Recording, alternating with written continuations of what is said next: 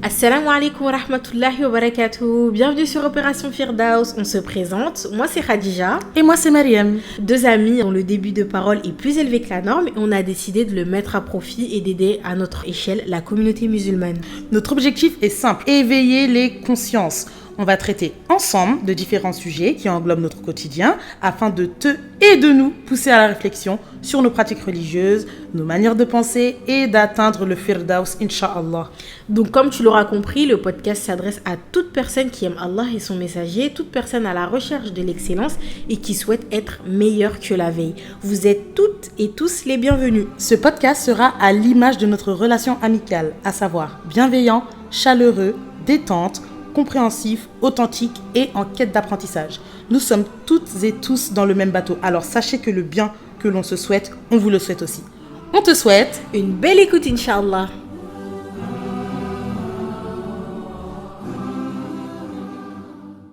Assalamu alaikum wa rahmatullah, l'équipe OPF. On espère que vous vous portez bien. On se retrouve pour la deuxième partie, du coup, parce qu'on vous avait laissé la semaine dernière avec la première partie sur les études et l'emploi. On espère que l'épisode vous a plu, qu'il vous a été bénéfique, etc. Chips, encore une fois. Je dois plus le faire? Ouais, ça y est, c'est bon. C'est boring. Oula, c'est improvisé anglaise, hein. Je vais pas révéler ton passif avec l'anglais, t'as vu, devant le continue ce que... Voilà, sans faire l'accent. Voilà. Merci. Alors aujourd'hui, on se retrouve pour parler de témoignages. Nous avons 2 témoignages à vous raconter. Alors, on a un témoignage que Mariam va vous narrer tout de suite, et l'autre témoignage qui sera sous forme d'interview, et on a notre protagoniste qui est juste en face de nous. Tout à fait, notre invitée surprise qui elle par contre gère l'anglais, tu vois. Ouais, gère la l'anglais, différence de Khadija. Ouais. Elle et moi, pardon, je m'inclus dedans. On gère l'anglais à la différence de Khadija. Donc écoute, je vais commencer par bismillah, narrer le témoignage de notre sœur Barakallahu Fiki, de nous avoir fait part de ton histoire, de ton expérience. Qu'Allah te récompense. Amin. Donc du coup, c'est parti. J'ai 22 ans, j'habite en Normandie dans une petite ville. Concernant mon parcours scolaire, j'ai effectué un bac STMG, un BTS négociation et digitalisation et de la relation client, une licence responsable de développement commercial, banque assurance et un master 1 monnaie banque finance assurance. Après mon baccalauréat, ça a été un parcours très compliqué pour moi. Je pensais que ça allait être simple, mais la réalité m'a rattrapée. J'ai voulu entrer dans le monde du travail par le biais de l'alternance. J'ai pas trouvé d'entreprise pour effectuer ma première année de BTS. Donc déjà, dès le début, je me suis dit, aïe, ça commence mal. Mais bon, je me suis dit, tu sais quoi, travaille une année entière, paye ton permis et ta voiture et tu verras l'année prochaine. Au début, j'étais pas bien, pour être honnête, j'étais déprimée car je me suis dit, j'ai raté dès le début, que je ne vais pas m'en sortir, etc. Je n'ai pas travaillé directement car j'étais un peu perdue. J'étais une jeune fille de 18 ans qui ne savait pas quoi faire de son parcours, qui sort du baccalauréat, qui ne connaît rien de la vie professionnelle. Donc les remarques de mes parents me faisaient très très mal. Tu ne sers à rien, tu ne fais que dormir, tu fous rien. Ces paroles, je ne vais jamais les oublier malheureusement, mais ça reste mes parents. Khair, Inch'Allah.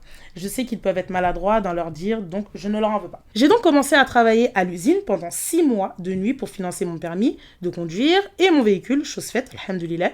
J'ai également anticipé pour la recherche d'alternance pour pouvoir reprendre l'année d'après. Août 2019, alors que ma rentrée était en septembre, un gros groupe bancaire m'appelle pour effectuer mon BTS en alternance. Moi, je vois ça, trop heureuse, alhamdoulilah, pleure de joie carrément. J'effectue mes 2 années d'alternance chez eux. J'obtiens mon BTS négociation et digitalisation de la relation client. Ils sont fiers de mon travail et ils veulent me renouveler pour ma licence en alternance. Du coup, un bac+3. J'accepte, j'obtiens ma licence. Ils veulent me garder pour mon master. Je me dis, c'est pas possible, changement de poste, avec plus de responsabilités, augmentation de salaire et CDI à la clé. Après la réflexion, j'accepte. Les choses compliquées commencent. Tu es musulmane, voilée depuis plus de 2 ans, tu te rapproches de ta religion, tu te renseignes de plus en plus sur tes droits et tes devoirs ici-bas, tu te poses des questions concernant ta vie future, l'utilité de cette dunya, qu'est-ce que l'on fait ici, quelle est notre mission sur Terre.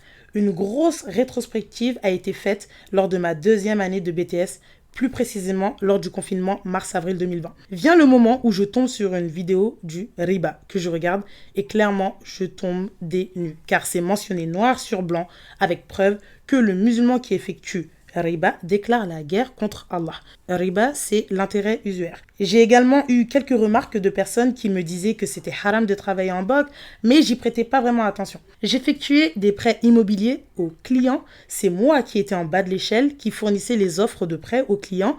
Et au début, je me rendais pas compte. Je me voilais la face en disant que ce n'était pas moi qui effectuais ces prêts, que bon, je suis juste qu'une intermédiaire, que les clients qui effectuent ces prêts sont conscients de ce qu'ils faisaient, que ce n'est pas moi qui les ai poussés à faire ça, etc. Des excuses et encore des excuses. Pour faire court, c'est lors de ma 2e année de BTS que j'ai su qu'il fallait que je parte. Et c'est lors du coup de cette 2e année que je me suis rendu compte que ce n'était pas un travail pour moi. J'ai pris un peu plus de 2 ans à partir, j'ai eu ma licence, je savais que ce n'était pas un métier en accord avec ma religion, et c'est lors de mon Master 1, du coup l'année 2023, que je m'étais dit que ce n'était plus possible. J'avais la boule au ventre, je culpabilisais tous les jours. Il n'y avait pas un jour où je ne culpabilisais pas. Son combat, il a été compliqué parce que, voilà, qu'on se le dise, le domaine bancaire, ça paye très bien, il y a de très bons avantages. Et en tant qu'alternante qui vit chez ses parents, ça me suffisait amplement. Et le comble, c'est que je travaillais en turban en agence face à la clientèle. Mais où est-ce que vous avez vu ça ? À l'heure actuelle, j'en rigole parce que c'est tellement désordonné. Mais voilà, il fallait que je le fasse. J'ai quitté mon master en alternance en avril 2023. Mon ressenti quand j'ai quitté mon travail, un soulagement, un énorme soulagement, plus de boule au ventre. C'était ça qu'il fallait que je fasse pour ressentir une paix intérieure que je n'avais plus ressentie depuis un moment. Alhamdulillah en toutes choses, Allah est toujours avec moi. Et la première chose que je me suis dit, c'est mon cœur n'est pas mort. Car je pensais vraiment que j'allais rester dans ce cercle vicieux. Alhamdulillah, j'en suis sortie et j'en suis tellement reconnaissante envers mon Seigneur. Soulagement, paix, reconnaissance envers mon Seigneur. Voilà ce que j'ai ressenti. Je suis sûre et certaine que j'ai pris la bonne décision et je n'ai aucun regret. Le seul regret que j'ai, c'est de ne pas avoir fait les causes pour quitter plus tôt et ou ne pas faire ce travail tout court. Je me sens mieux intérieurement et c'est le plus important pour moi. La réaction de mes proches et de mon entourage, malheureusement, n'a pas été la réaction que j'attendais. Je ne leur en veux pas, je souhaite juste qu'Allah enlève ce voile de leur visage pour qu'ils puissent voir la vraie vérité. Je souhaite qu'Allah leur montre que la décision que j'ai prise est la meilleure des décisions et je pense qu'ils le savent, mais ils se voilent juste la face. Qu'Allah augmente leur foi afin d'avoir la satisfaction divine. C'est vraiment le plus important. J'appréhendais vraiment leur réaction car je savais que ça n'allait pas être la réaction que je souhaiterais voir. La plupart de mon entourage était très très déçu que je quitte mon travail car pour être transparente, j'étais bien payée, les études en banque ouvrent beaucoup de portes et certains de mes proches regardent beaucoup les gens entre guillemets, ces fameux gens. C'est triste à dire mais je n'ai pas eu le soutien que je voulais avoir, mais alhamdoulilah, il y a toujours quelques personnes autour de moi qui m'ont comprise et qui m'ont soutenue en amont lors de ma prise de décision car ils croient en moi et à mes valeurs, alhamdoulilah. Concernant les futurs métiers sur lesquels j'aimerais me tourner, étant de nature très empathique, j'apprécie énormément apporter mon aide aux personnes dans le besoin et souhaiterais faire un métier qui a du sens. Le domaine social me plaît bien et la relation client à distance également afin d'apporter ma valeur ajoutée lors des besoins des différentes parties prenantes. Cette coupure depuis avril 2023 me fait énormément de bien et me fait prendre conscience de l'importance de nos prises de décision et de l'impact que cela peut engendrer dans nos vies.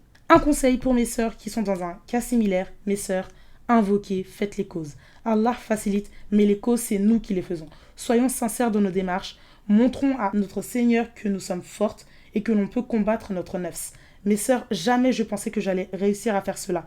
Quitter mon travail et me retrouver sans rien, mais je fais tellement confiance en mon Seigneur que je ne m'inquiète pas. Je le sais qu'il va m'accorder ce que je mérite. Je prie pour et je patiente.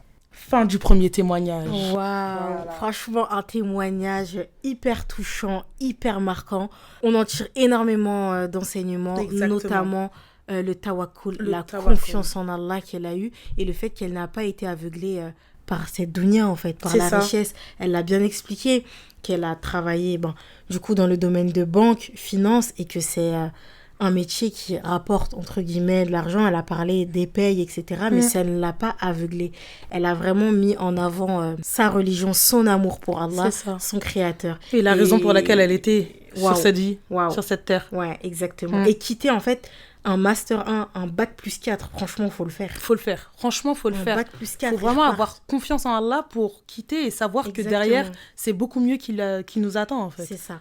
Et c'est un parcours très remarquable, c'est un choix très remarquable. Qu'elle a fait. Et vraiment qu'Allah la récompense et lui donne encore mieux que ce Vraiment, qu'elle a les quitté. auditeurs qui nous écoutent, vous invoquez pour notre sœur, Inch'Allah, Oui. qu'Allah lui accorde ce qu'il y a de meilleur pour elle comme travail, Et qu'il comme accorde issue. voilà, une issue favorable. Et Surtout, n'hésitez pas si on en profite, on Ouais. laisse un petit appel. Exactement. Si vous avez des pistes, etc., pour elle, pour un métier dans le social ou des formations, enfin, je sais Oui, pas. ou même quelque chose qui est en n'hésitez pas. rapport avec son diplôme. Ouais. Vraiment, Qu'elle pourra utiliser ailleurs, mais du coup, dans un autre... dans un cadre plus licite. Exactement. Vraiment, merci. n'hésitez pas à nous l'envoyer, à laisser même en commentaire Ouais. sur n'importe quelle plateforme ou nous le dire en Par message mail, privé ouais. ou par N'hésitez mail, pas. vraiment n'importe quel moyen. N'hésitez pas. Pour qu'on soit utile à la communauté. Exactement. Du coup, pour la seconde partie de l'épisode, comme on vous l'a dit, on va avoir notre premier en exclusivité témoignage en live. Ouais, en de vive voix. Quoi. De vive voix. Donc du coup, on va tout simplement laisser notre protagoniste se présenter quand même. On va laisser faire une petite introduction avant de l'attaquer de questions, Oui. etc. Sachez qu'elle est très à l'aise. Hein. Ne vous inquiétez pas. Elle est chill. Franchement, là, ça va vraiment être famille, fun. Depuis tout à l'heure, on rigole. Famille. Bah du coup, je vais m'introduire toute seule. Oui, voilà. Salam alaikum, j'espère que vous allez bien, que vous vous portez bien. Donc moi, je m'appelle Zeynep, j'ai 24 ans et j'habite en région parisienne. Du coup, Zeynep, est-ce que tu pourrais revenir rapidement sur ton parcours scolaire, lycée et études supérieures, s'il te plaît? Alors moi, j'ai fait un bac ES.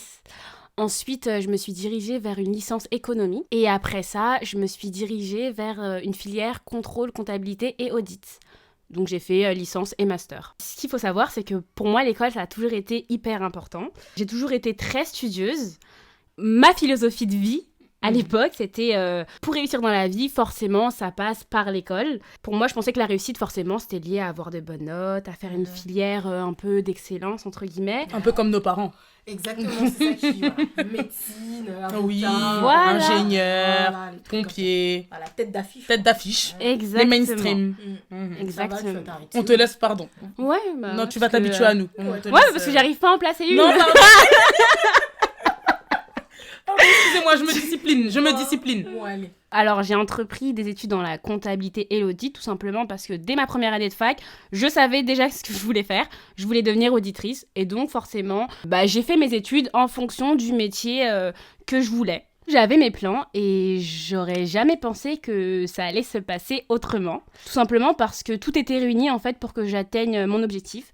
Sauf que voilà, j'avais pas anticipé que j'allais avoir envie de revenir vers la religion, tout simplement, de porter le voile, et que ce choix-là allait faire que j'allais devoir tout simplement choisir entre continuer à travailler en audit ou garder mon voile. D'accord, ok. Et à quel moment de tes études, t'as commencé à te dire qu'il fallait que tu quittes, etc. Et pourquoi? Alors, à aucun moment dans mes études, je me suis posé cette question, tout simplement parce que moi, j'étais focus carrière, j'avais mon plan que je devais suivre. Donc, il faut savoir que durant ma dernière année de master, j'avais déjà signé mon CDI dans un grand cabinet parisien en audit. Ah oui. Et j'avais signé 9 mois avant de commencer. Entre guillemets, le rêve. Et sauf qu'entre-temps, mon envie de se rapprocher de mon Seigneur, elle augmentait tous les jours. Je me renseignais sur la religion.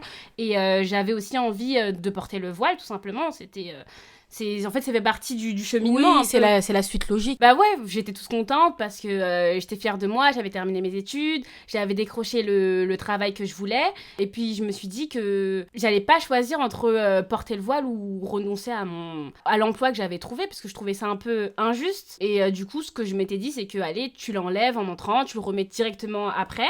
Et puis, après 2-3 ans, tu quitteras ton cabinet et tu trouveras quelque chose de mieux. Comme si, un peu, j'avais le temps, Oui, etc. t'avais déjà tracé tout ton truc dans ta tête. Tu t'étais dit que ça va se passer comme ça et pas autrement, quoi. Exactement. Ouais, non, mais c'est ça, en fait. C'est que je me voyais pas... En fait, j'arrivais pas à quitter mon travail. J'avais même pas encore commencé. Oui, c'était le vraiment métier de tes rêves. Exactement. Et puis aussi, je me disais, de toute façon, le voile, trouver du travail avec le voile, c'est compliqué. Donc j'avais un peu peur, etc. Et je me suis dit, bon, tu te fais un peu d'expérience et de toute façon, après, tu vas partir. Mais moi, dans ma logique, c'est que parce que j'avais le temps, je pensais que... Alors qu'en vrai, on sait pas. Là, c'est une ref à votre épisode sur le temps, là. Oh. Eh bah oui. On a une grande auditrice parmi nous. Il fait les liens. Ouais, Il fait exactement. les liens. C'est très bien. Un bon point pour toi. Exactement. Et voilà, mais après, j'étais pas vraiment fière de moi. C'est que, en fait, je savais que j'étais dans une situation qui me faisait beaucoup de peine. Et au fond, je savais que c'était vraiment le pire choix à faire, en fait. Qu'il fallait que je renonce tout simplement à ce travail. Mais c'était vraiment dur et j'arrivais pas à envisager de démissionner alors que j'avais pas encore commencé. Et puis, je me disais aussi, mais je vais faire quoi si je fais pas ça? C'était vraiment ce secteur-là qui me plaisait et j'avais beaucoup travaillé aussi pour en arriver là. Alors, tout simplement, je suis restée passive et je me suis dit que de toute façon, comme je vous ai dit tout à l'heure, le temps, en fait, ça a été vraiment un piège, en fait, pour moi parce que voilà, dans ma tête... Tu te confortais dedans. Exactement, c'est ça. Et j'imagine que cette période n'a pas dû être facile pour toi, que tu t'es posé énormément de questions, que même intérieurement, t'as dû te sentir un peu vide, triste, Coupable, etc. exactement, Coupable, oui. Et sûrement, tu ne savais pas vers quelle personne te tourner, etc. Tu savais pas peut-être s'il fallait que t'en parles ou autre et tout. Et du coup, la question en fait qui me vient en tête, c'est entre le moment où tu t'es posé toutes ces questions et le moment où tu as quitté l'entreprise, combien de mois se sont écoulés? 1 mois et demi. J'ai pas pu faire plus. Ah oui, 1 mois et demi. Franchement, je pensais que le temps de réflexion avait duré un peu plus longtemps. Franchement, 1 mois et demi, t'as été courageuse. C'est quand même court. Oui, c'est quand même court. Franchement, ouais. En fait, c'était dur, en fait, le fait de tous les matins, je l'enlève, je le remets. En fait, à la fin, tu sais même plus comment tu t'appelles. Enfin, c'était pas vivable, en fait. Je te comprends. Oui, c'est une partie de toi qui... Enfin, même pas une partie de toi. C'est comme si on t'avait bafoué, entre guillemets. Oui, c'est une partie de ton identité, en fait. Une partie de ton identité. C'est comme si on enlevait ton prénom Zainab. C'est ça. Voilà. Ouais, j'aurais pas dit mieux. Ouais. Écoute, quand ça me prend des petits comparatifs comme ça, ouais. Franchement. Et quel a été ton ressenti, vraiment, quand tu as quitté ton travail? Franchement, alhamdoulilah. Alhamdoulilah.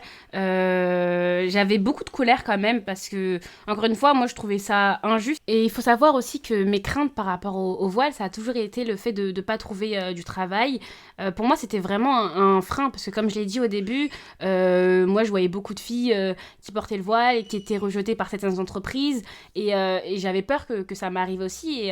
Et c'est comme si j'avais un peu été éprouvée par ce que je craignais le plus, en fait, par rapport au voile. Et j'ai eu beaucoup de mal avec ça. C'est comme si j'essayais vraiment de faire des efforts pour revenir à la religion, etc. Mais que là, ça m'en demandait beaucoup trop d'efforts. Ça me demandait beaucoup trop d'efforts de me dire, tiens, je renonce à ce travail-là. Mais quand j'ai quitté vraiment mon cabinet, je me suis dit, mais en fait, je me suis torturée l'esprit pour rien, parce que c'est Allah, en fait, qui donne.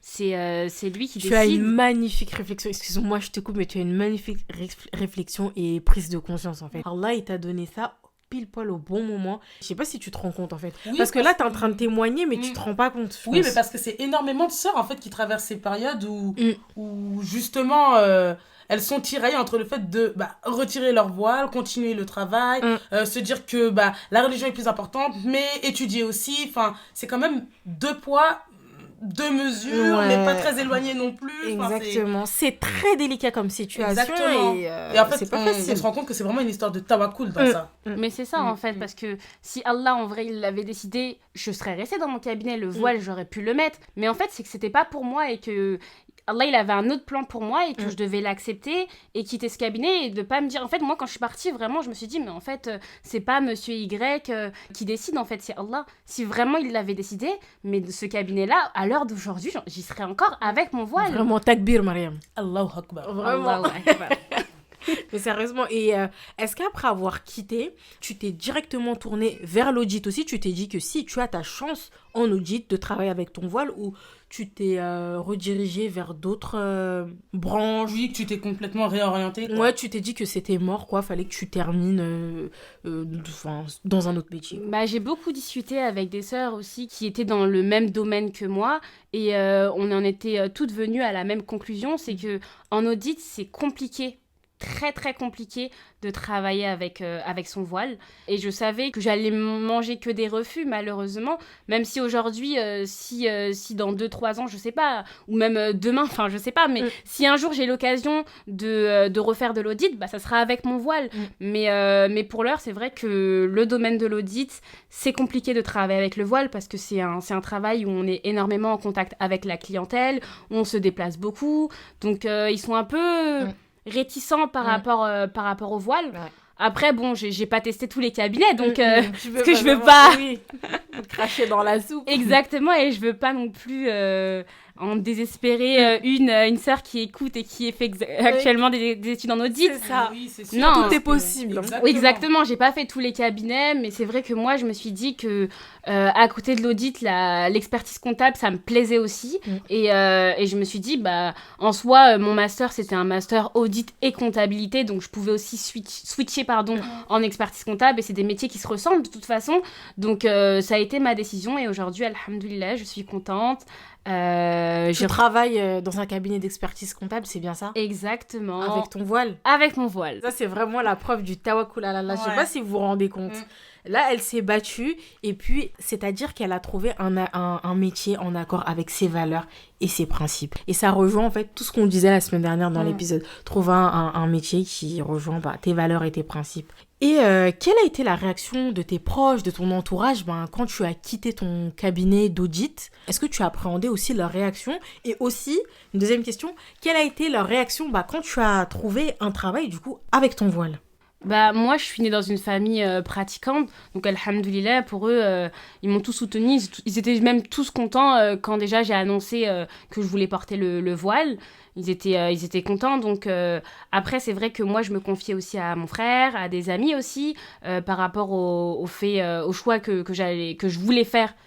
Que j'ai fait du coup en enlevant mon voile pour pouvoir travailler en audit, et bien sûr ils m'ont pas encouragée à le faire, mais encore une fois moi j'étais très très passive. C'est un peu comme quand on fait le rappel, donc moi je l'entendais, etc., et même des fois c'est moi qui allais vers les personnes parce que je voulais en fait qu'on me fasse le rappel, mais à côté de ça je faisais pas les causes, j'étais très passive. C'est un peu qu'Allah me facilite, tu vois, mais j'étais encore dans ma tête, non je peux pas quitter, et en fait forcément j'allais rester un peu dans petite bulle, à t'enfermer.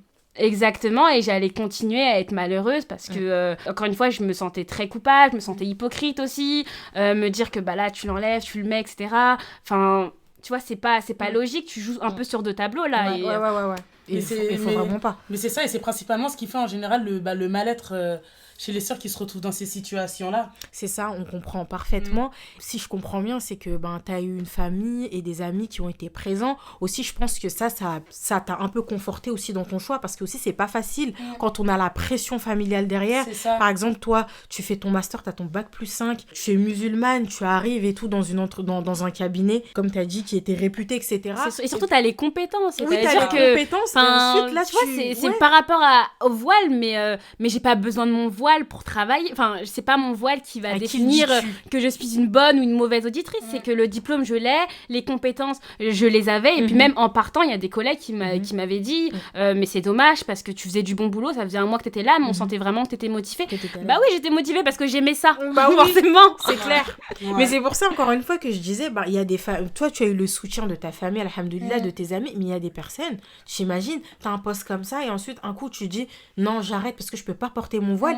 Je sais qu'il y a plein de sœurs, en fait, qui vivent ça, et pour elles, c'est une pression parce qu'elles n'arrivent pas à quitter à cause de la pression familiale et de quand dira-t-on, etc. C'est ça. Et toi, alhamdoulilah, tu as eu la chance d'avoir le soutien de ta famille. Oui, mais on peut même l'observer avec le témoignage précédent de la sœur qui, justement, lorsqu'elle a pris la décision de quitter son poste, sa famille n'était pas très en accord avec sa décision, et ça a été dur. Mais ça ne l'a pas empêché, dans tous les cas, elle l'avait fait avant d'avoir leur accord. Alhamdoulilah, elle avait d'autres personnes de son entourage qui la soutenaient et la confortaient dans sa décision. Mais oui, en plus, c'est connu un peu que pour certaines sœurs qui décident de porter le voile, les familles, des fois, elles sont un peu réticentes et un peu le truc du « mais tu vas pas trouver de travail, mais qu'est-ce que tu vas faire avec ton voile, etc. » Donc, je pense que ça a été le cas pour la sœur. Moi, ça n'a pas été mon cas. Vraiment, moi, au contraire, ma famille savait que moi, j'ai toujours été carriériste, même mes copines. Et franchement, les rappels étaient vraiment bienveillants.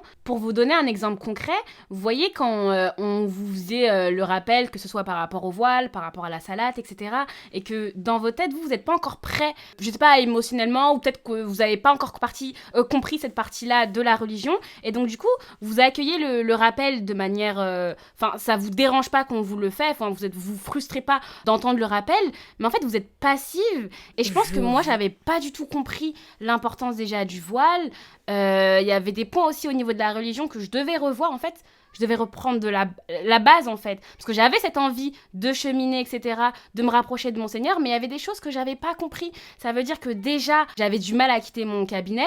En plus, je voulais porter le voile, mais je pense que je l'avais mal compris aussi. Je vois très, Son très, très, importance. très bien. Nous voyons très, très, très bien. Ouais. Parce qu'en fait, par exemple, nous, genre Khadija et Mariam, maintenant... Khadija et Mariam. Non, bah, Ça, je vois vraiment que c'est pas mon prénom. J'arrive pas à m'inclure dedans. C'est le prénom de scène, c'est la meuf. C'est Khadija, dès que le podcast est fini, allez hop, rappelez-moi donnez-moi mon vrai prénom. Mais genre, Mariam et moi, maintenant on fait des podcasts, voilà, c'est ça que je voulais dire. On fait des rappels, etc. Mais avant de faire le podcast, avant de faire des rappels et tout, bah, on est passé par une étape où certaines personnes avant nous faisaient des rappels aussi. c'est ça. Mais c'était des rappels du style, ouais, tu sais, faut pas s'habiller comme ça, faut pas faire...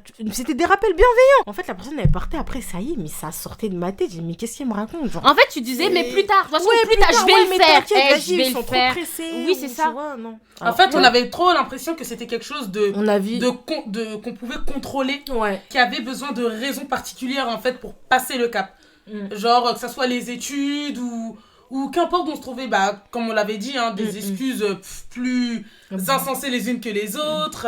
Et vraiment, en fait, on avait vraiment l'impression d'avoir ce cœur mort, entre guillemets, enfin, avec du recul. Parce que, en fait, les rappels, on les prenait, on savait très bien que c'était la vérité, mais en fait, c'était, oui, bah, qu'elle me facilite, et puis, Ouais, basta, voilà, et puis voilà, puis Kalam on attend facilite, que ça et puis arrive. voilà, on se tourne les pouces, Bah et ouais, voilà. mais Et parce puis, qu'en fait, on n'a pas compris du tout. on n'avait rien Mais on n'avait rien. Bah, on attend ce déclic. C'est Voilà. ça. Voilà, on attend le Merci. fameux déclic. Merci. C'est ça. Après, bien sûr, il y en a vraiment comme... Ils ont besoin oui. de déclic. Et il y en a qui l'ont eu, vraiment. Qui Il y en l'ont a eu. qui... Il s'est passé quelque chose dans leur vie et puis ça a été ce déclic-là. Mais moi j'attendais ce déclic-là, mais en vrai, je sais pas ce Sauf que qu'en fait, j'attendais. le problème, c'est que personne ne sait c'est quoi le déclic.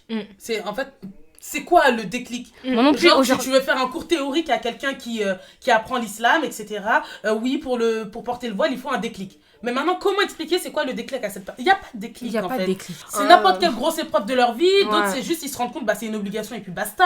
Enfin, Ouais. c'est juste, en fait, le déclic, c'est quand toi, tu te rends compte vraiment de son importance et de la gravité du fait de ne pas le porter, en fait. Tout simplement, c'est C'est exactement ça. Du coup, là, on a très bien compris ce que tu voulais Ouais. dire. Bah, c'était en fait mon état d'esprit. C'est-à-dire état que quand d'esprit. ma famille, mes proches me faisaient ce rappel ou un peu me disaient mais c'est vraiment pas la bonne chose, essaye de trouver autre chose. Il y a des filles qui portent le voile et qui travaillent avec, tu trouveras peut-être quelque chose. Et moi j'étais là, mais non, mais en audit, il n'y a pas de Oui, possibilité. tu t'étais fermée. C'est ça en fait. Et puis vraiment, encore une fois, moi le piège ça a été le temps. Le fait de me dire vraiment, je fais un petit temps dans ce cabinet-là et après je pars. Bah, du coup, alhamdoulilah, maintenant tu as pu trouver ce qui te plaît avec ton voile. Et puis, tu nous disais en coulisses aussi, hors micro, que tu pouvais aussi prier. Du coup, Allah t'a donné encore mieux. Les filles, les vestiaires. D'accord. Les réserves. Les vestiaires. Moi, je connais les vestiaires. On dit bonjour aussi, on discute avec les femmes de ménage, des fois aussi. Exactement. Après, on va pas tout dire comme ça. Non. Et Oui, aussi, travail. avant, recherchez, faites vos recherches, essayez de trouver une mosquée à côté. Des fois, il y a des petites pépites à 5 minutes, on sait pas. Ouais. Non, mais c'est vrai, c'est vrai. Des petites mosquées comme ça. Big up à Mawakit. Ouais, Mawakit, La exactement. mosquée du coin l'application. aussi. Ah, merci. Merci pour la référence. Voilà. Toujours dans la joie et la bonne humeur. Famille. Je sais pas si... Je coupe rien. Oh. C'est moi, Mariam, qui gère le montage. Je ne coupe rien. Non, parce que ne croyez pas qu'on est en train d'embarquer Zeynep dans notre... comment dire? Notre manière d'être, car elle est similaire à nous. Voilà. Voilà. Voilà. Mais elle ne peut rien dire parce que c'est la vérité. Voilà. Ouais, malheureusement ou heureusement. Du coup, à un vu moment que je suis donné. la plus mature, je reprends l'interview quand même, parce que les auditeurs ne sont pas là pour écouter vos broutilles. Hein. Du coup, je reprends. Bah, déjà, après tout ça, tu sais, toute l'expérience et tout que tu as vécu à travers ça, etc., est-ce que tu as un mot ou des conseils à donner à nos sœurs qui exercent un métier ou des études qui ne sont pas en accord avec leurs valeurs et leurs principes, notamment, par exemple, là, avec le voile. Genre, qu'est-ce que tu leur conseillerais? Ce qu'il faut vraiment retenir, c'est que les plans d'Allah sont vraiment toujours les meilleurs plans.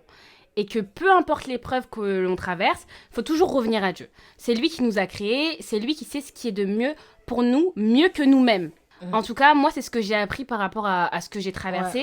Ouais. En vrai, c'est une phrase, tu sais, c'est facile à dire, c'est plus difficile à entendre. Oui. Quand on vit l'épreuve, entre guillemets. Parce qu'en fait, on est directement confronté à nos passions. C'est ça, en fait. C'est vrai. C'est de devenir, entre guillemets... C'est difficile, en fait, parce que Mais c'est dur, en fait, non, mais parce que je pense que c'est dur à dire, parce que, aussi. en fait, ça veut dire que j'ai vraiment été esclave à un moment donné de Comme cette nous tous. passion-là. Mais faut Et, dire les termes. Hein. Et bah, du coup, bah, c'est tout ce qu'il faut pas faire. Oui, oui. Mais non, mais c'est vraiment de placer sa confiance totale en Allah et de lâcher prise. Vraiment, on lâche prise. Bien sûr, je vous encourage à faire des études, à faire ce que vous aimez, etc. À postuler dans toutes les offres que vous voyez. Vraiment, ne vous réduisez pas. Enfin, moi, je vois souvent une liste qui tourne et qui répertorie certaines entreprises. C'est bien, mais il y a d'autres entreprises qui prennent aussi avec le voile. Faut pas se freiner, en fait. Faut vraiment avoir de l'audace, même tout ce qui est réputé, etc. Faut y aller. Les grandes entreprises, faut tenter. Bien sûr. Les entreprises du CAC 40. Mais en plus, la plupart, elles prennent. Hein. Oui. Ouais, il y a des grandes entreprises qui prennent mais avec clairement. le voile, en Mais fait. oui. En Soyons général, fiers, fiers. Mais en général, ce sont celles qui sont d'ailleurs les plus ouvertes et les plus tolérantes face à tout cela. Hein. Exactement. Et oui, et comme je l'ai dit, en fait, moi, ce que je me suis rendu compte, en fait, que, comme je l'ai dit plus tôt, c'est si Allah, encore une fois, il l'aurait voulu, je serais restée dans ce cabinet. Et c'est vraiment ce que je me disais, moi, durant ma réflexion dans le RERB. Non, mais parce que c'était dur, parce qu'en fait, je vais au travail, je sais que je vais l'enlever. Ça veut dire que dans le RERB, je suis pas bien. Ouais. En plus, je prends le RERB déjà. Ça fait beaucoup. Non, c'est vrai, c'est beaucoup pour la charge Ouais, mentale. on ressent la j'avoue. détresse de la Parisienne, là. Et surtout, il y a des situations, en fait, qu'on ne peut pas changer. Il y a certaines entreprises qui sont vraiment fermées par rapport au voile, certains domaines, et c'est dommage pour eux, en fait. Exactement. Parce que vous êtes intelligente, vous êtes compétente, vous êtes diplômée, et en fait, c'est eux qui perdent, en fait, à ne pas vous garder ou à ne pas vous prendre. C'est pas vous, vous perdez rien. C'est Allah très qui motivant, décide. franchement, là, tes mots, ils sont motivants. Mais oui, parce que moi, en fait, derrière la sœur qui nous écoute, je veux pas qu'elle se dise bon bah tiens, je vais pas faire des études, je vais pas trouver du travail. Non, moi, alhamdoulilah, j'ai trouvé, vous deux aussi, vous travaillez. Et il y a plein de sœurs qui travaillent dans différents domaines. Ouais. Mais c'est vrai qu'il y a des entreprises qui vont nous refuser par rapport au voile, mais il y en a d'autres qui vont nous accueillir à bras ouverts, en fait. C'est pour ça qu'en fait, c'est important de vraiment pas se freiner. Et quand vous êtes dans vos études, concentrez-vous sur vos études. Bien sûr, faut se renseigner un peu sur le domaine, hein, Oui. comme on l'a dit avec le premier témoignage, c'était Ouais, ça. C'est ça.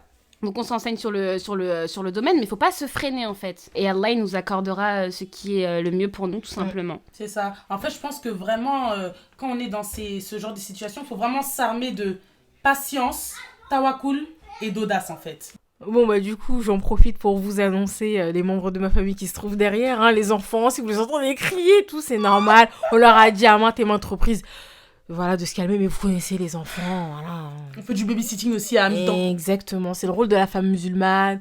Voilà, comme vous l'avez vu dans l'épisode 9.1, voilà, on doit être multitâche. Waouh, infirmière, Ah oui, attention. d'accord, Ah les oui. 9.1. Ah Exactement, oui. ah oui. Ok. Ah oui, C'est chez très nous, on réglementé rigole aussi, pas, hein. c'est réglementé. Attention. Ouais, attention. Ah oui. Bon, vous les entendez toujours. Bon, je te laisse poursuivre quand même, Zeynep, parce que sinon, on va jamais... Faites abstraction. Hein. Ouais. Mais oui, mais du coup, tu as dit un terme qui était très intéressant, tu as parlé de la patience. Et moi, ça me rappelle une conférence dans laquelle j'ai assisté, c'était Oustada Yasmine Mogahed, je sais pas si vous la connaissez. Que de nom.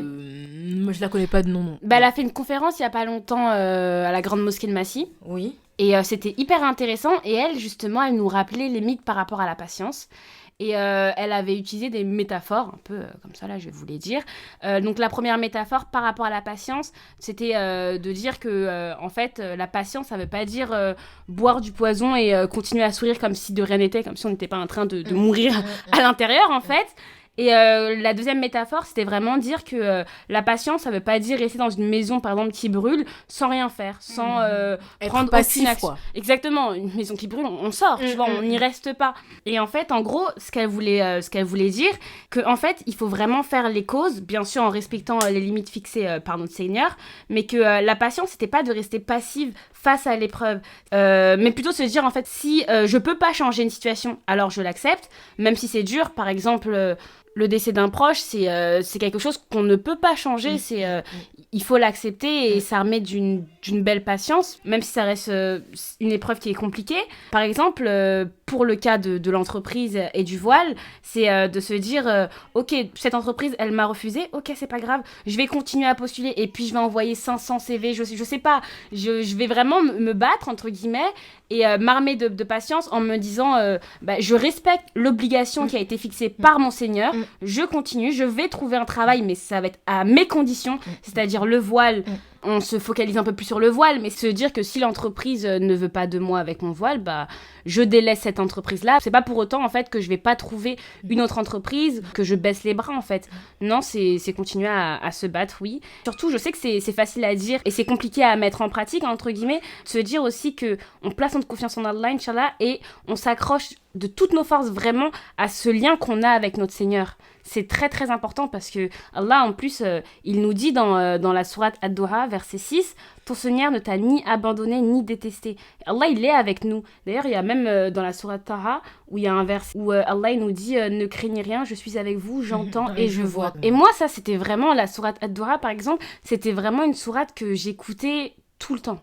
Tout le temps. Et vraiment, je me concentrais énormément sur les paroles parce que j'en avais besoin, en fait. J'avais besoin de ce lien-là avec mon Seigneur. Et pareil, pour ce verset-là de la sourate Taha, à chaque fois, je me disais, Allah, il est avec moi. Il est avec moi. Et il va me délivrer, entre guillemets, de cette situation, en fait. Exactement. D'ailleurs, si on se renseigne sur l'exégèse de cette sourate, le contexte de sa révélation et surtout le contexte surtout de ce verset-là, ton Seigneur ne t'a ni abandonné ni détesté, et ben vous verrez que c'était vraiment aussi en réconfort pour notre bien-aimé prophète Mohammed alayhi salatu wassalam, et que justement ce verset-là l'a réconforté de la même manière qu'il t'a réconforté aussi. C'est ça. Et en même temps, j'en profite pour rebondir aussi sur un nom d'Allah que je trouve magnifique et qui m'a aussi énormément apporté pendant cette période, c'est Ar-Raouf. Donc ça veut dire le très bienveillant, à la miséricorde immense. Et en fait, ça exprime la qualité de Ar-Rafa. Ça signifie en gros le summum de la miséricorde et de la compassion. Allah, c'est lui qui offre une immensité de bienfaits sans contrepartie ni nécessité. C'est lui qui va nous offrir un mari, des enfants, de la richesse. Et bien c'est la même chose au fait pour le côté pro. C'est par la grâce d'Allah qu'on va trouver notre voie, qu'on va trouver une entreprise qui nous plaît en fait. Ouais. Et où on va s'épanouir, mais c'est vraiment... c'est pas en lui désobéissant en fait qu'on va être épanoui. Je suis à côté, mais en fait, je suis dans la position d'une auditrice. Vraiment, je suis à fond dans ce que Zainab est en train de nous raconter parce que c'est vraiment beau de voir à quel point, en fait, les versets qu'elle vient de nous citer sont réels. Allah, il nous abandonne pas, en fait. Et ça me fait penser au fait, Allah sera à l'image de la représentation que toi, tu te fais de lui. Oui. Donc, si tu penses qu'il va t'abandonner, il va t'abandonner. Si tu sais qu'il va te sauver d'une situation, il va te sauver de cette situation. Et c'est super beau. Et puis même pour rebondir sur ce que l'intervenante a dit à la mosquée de Massy, ouais, Yasmine Mogahed. Voilà, exactement. Retenez bien son nom. Franchement, les métaphores étaient hyper pertinentes. Et puis toi, tu l'as très bien illustré avec ton vécu, en fait. Avec ce que tu as vécu, avec le voile, etc. Du coup, tu l'as très bien switché et j'ai trop kiffé. Franchement, tu nous as donné une interview de qualité. Vraiment. Qualidades. Et d'ailleurs, c'est vrai que là, je suis un peu désorganisée et tout, mais là, je suis en train de repenser à un autre truc que tu avais dit Vas-y, dis-moi. avant. Je suis désolée. Y a pas de souci, dis-moi. Tu sais, au moment où tu as quitté l'entreprise, Ouais. genre, je t'ai demandé, toi, ton ressenti. Ouais. Mais eux, comment est-ce qu'ils l'ont vécu dans ton entreprise? Comment est-ce que ça s'est passé? Est-ce qu'ils ont compris? Comment est-ce que tu leur as annoncé? Tu leur as dit clairement c'était pour ton voile, etc. Dis-nous tout, parce que tu sais, des fois ils font des réunions, des trucs et tout, enfin ils essayent des protocoles et tout, enfin voilà, surtout quand ils voient que t'es un bon élément, etc. Alors, le matin, je suis arrivée et je me suis dit, allez, ça suffit. Du coup, ce que j'ai fait, c'est que je suis allée voir mon manager, tout simplement, et je lui ai parlé. Je lui ai dit que j'étais voilée, mais en soi, tout le monde était au courant que j'étais voilée, vu que je l'enlevais vraiment juste avant de rentrer dans l'entreprise. Donc, tout le monde m'avait vue. Hein. Ouais. Et donc, je lui ai dit, donc lui, il le savait, etc. Moi, je savais aussi, je connaissais un peu leur position par rapport au voile. Et du coup, moi, ce que j'ai fait, c'est que je suis allée voir mon manager. Donc, c'était la première fois que j'avais eu une discussion directement avec lui, parce que moi, j'en avais déjà parlé, mais c'était avec les RH. Donc là, je suis partie le voir. Je lui ai dit que j'étais voilée et que ça devenait très compliqué pour moi de l'enlever à chaque fois. Du coup, lui, ce qu'il m'a dit, c'était que c'était pas lui qui décidait et qu'il allait voir avec le big boss, le président du cabinet, quoi. Qu'il allait revenir vers moi. Donc du coup, moi, toute la journée, j'étais un peu en stress parce que vraiment, c'est la première chose que j'ai fait. Je suis arrivée au bureau, j'ai déposé mon sac à dos et je suis allée le voir parce que dans ma tête, j'en pouvais plus, c'était un ras-le-bol.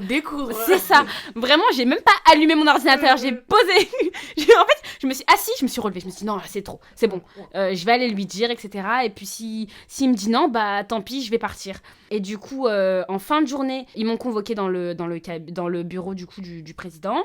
Il y avait mon manager. Et donc là, ils m'ont expliqué que pour eux, c'était pas possible, le voile, que ça allait perturber le cabinet, là c'est leur mot. Ouais, que par rapport aux clients, encore une fois, c'était un peu ce que j'avais dit, l'audit, on va vraiment vers les clients, etc. Et donc eux, ce qu'ils m'ont dit, c'est que aussi par rapport aux clients, c'était compliqué, etc. Donc que pour eux, voilà, pour eux, ils voulaient la neutralité dans le cabinet, donc c'était pas possible que je porte le foulard. Et là, je sais pas pourquoi, il m'a dit, par contre, la main de Fatma, enfin c'était un collier avec la main de Fatma, il y a pas de souci, ça on l'accepte. Alors déjà, il faut savoir que je n'ai jamais porté de collier avec une main de Fatma. Je sais pas pourquoi il m'a dit ça. Je me suis dit, waouh. En fait, il a fait un raccourci. Mais là, oui. Stigmatisation. Mais je sais pas si c'est pour un cocktail. Je sais pas si c'est pour me dire, tu sais, on n'est pas si fermé. Ouais, si tu veux ton machin là, mais ça tu peux le garder, ça. C'est discret en plus, t'inquiète, ça c'est bon. Mais bonjour déjà. C'est surtout, j'ai pas, en fait c'est pas l'objet de ma demande et tu m'as jamais vu avec un collier. C'est quoi le rapport? C'était ça, le rapport. Non mais tu sais, c'est comme les gens qui disent oui, moi je suis pas raciste, hein, moi j'ai un ami, il est vietnamien, voilà, non c'est bon. Oui, mais là le rapport, il y avait aucun rapport et du coup, 2 jours après, j'avais posé ma démission et voilà. Ah oui, bon, en tout cas, comment tu l'as raconté, j'imagine que ça n'a pas dû être facile, tu sais, de se faire convoquer, etc. En plus, on te parle de main de Fatma, enfin, on te fait des raccourcis. Je ne retiendrai que ça de l'épisode. Non, mais franchement, non, sérieusement. Mais en tout cas, c'était très bien. Et si tu veux terminer l'interview, je te laisse conclure, Inch'Allah, par ce que tu veux. Déjà, je vous remercie de m'avoir du coup donné la parole. Oui. J'ai passé un excellent moment à vos côtés. Merci. Nous aussi, franchement, plaisir partagé. Hein. Parce qu'on est une famille. On a 4 ans. Et plus sérieusement, du coup, j'espère vraiment que les sœurs qui nous écoutent auront tiré un peu des leçons un peu à retenir de mon histoire, mais aussi de l'histoire de la sœur juste avant, qui était aussi hyper intéressant. Du coup, j'aimerais bien finir sur quelques invocations. Qu'Allah vous protège, qu'Allah vous pardonne tous vos péchés, qu'Allah vous accorde énormément de bienfaits et surtout qu'Allah vous accorde le Firdaus ainsi qu'à vos proches. Amin. En tout cas, c'était de très belles invocations de fin.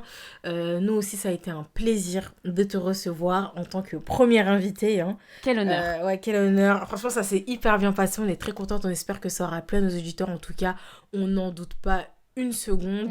Le témoignage a été riche. L'interview a été riche et tout. Franchement, on a hyper aimé. On a hâte de voir vos retours, vos commentaires, etc.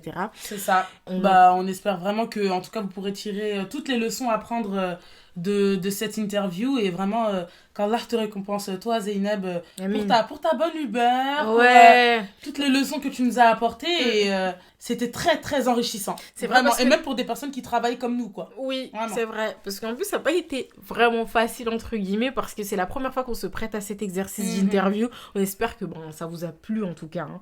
Et du coup merci à toutes de m'avoir écoutée. Et j'aimerais terminer sur une dernière petite phrase. C'est une invocation que j'aimais beaucoup me dire dans ma tête, justement, sur les trajets dans la RERB. Dans le RERB. Le fameux RERB, on lui a fait la propagande. Du coup, Ya Ar-Raouf, quand nous perdons espoir, aide-nous à nous rappeler que ton amour est plus grand que notre déception et que ton plan est meilleur que nos rêves. C'est magnifique. Du coup, c'est sur ces belles paroles que l'on se quitte. Et comme elle a déjà fait des invocations, nous n'allons pas faire les petites invocations de fin. Et on se dit à la semaine prochaine, Inch'Allah. Assalamu alaikum wa rahmatullahi wa barakatuh.